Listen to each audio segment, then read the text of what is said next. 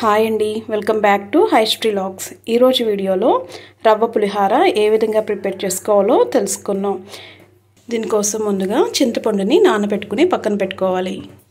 Stove వెలిగించుకుని ఒక cooker పెట్టుకుని దానిలో 1 కప్పు రవ్వకు గాను 1.5 కప్పు వాటర్ పోసుకోవాలి. ఇప్పుడు ఈ వాటర్లో 2 స్పూన్ల ఆయిల్ కూడా వేసుకోవాలి.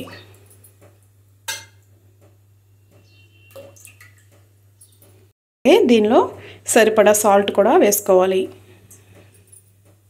ఈ వాటర్ని బాగా మరగనివ్వాలి. వాటర్ మరిగినాయండి. ఇప్పుడు మనం దీనిలో రవ్వను కూడా వేసుకోవాలి. వేసుకుని ఒకసారి గట్టితో బాగా కలుపుకుని ప్లేట్ వేసుకుని ఒక 10 నిమిషాలు రవ్వ అంతటిని కూడా బాగా మగ్గనివ్వాలి. రవ్వ అంతా కూడా బాగా మగ్గిపోయిందండి. ఇప్పుడు మనం స్టవ్ ఆఫ్ చేసుకుందాం. ఇప్పుడు ఈ రవ్వంటని కూడా ఒక వెడల్పాటి బేషన్లో వేసుకొని బాగా ఆరనివ్వాలి. రవ్వ కొద్దిగా వేడిగా ఉన్నప్పుడే దీనికి పసుపు నూనె కూడా పట్టించుకోవాలి. రవ్వంటటికి కూడా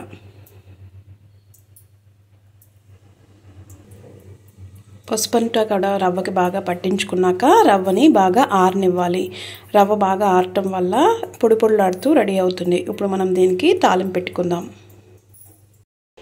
తాలింపు కోసం స్టవ్ వెలిగించి ఒక ముకుడు పెట్టుకోవాలి. ఇప్పుడు దానిలో ఆయిల్ వేసుకోవాలి. ఆయిల్ బాగా వేడయ్యాక దీనిలో పల్లీలు వేసుకుని వేయించుకోవాలి.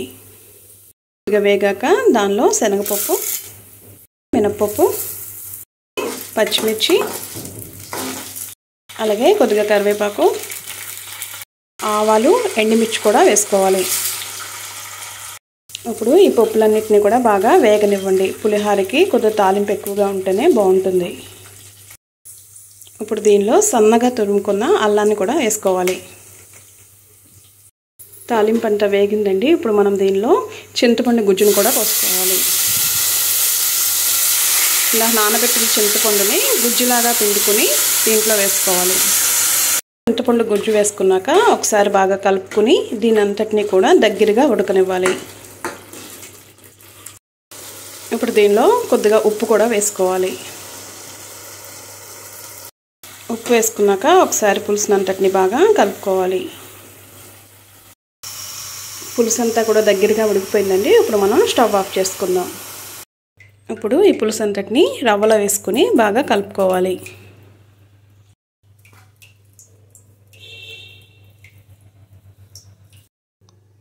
పులిహోర రెడీ అయిపోయిందండి. చూసారు కదండి రవ్వ పులిహోర ఏ విధంగా ప్రిపేర్ చేసుకోవాలో. ఈ పులిహోర పుల్ల పుల్లగా చాలా టేస్ట్గా ఉంటుంది. దీన్ని మార్నింగ్ బ్రేక్ఫాస్ట్లో తీసుకుంటే చాలా బాగుంటుంది. మీకు కనుక ఈ వీడియో నచ్చినట్లయితే వీడియోని లైక్ చేయండి, షేర్ చేయండి, సబ్స్క్రైబ్ చేసుకోండి.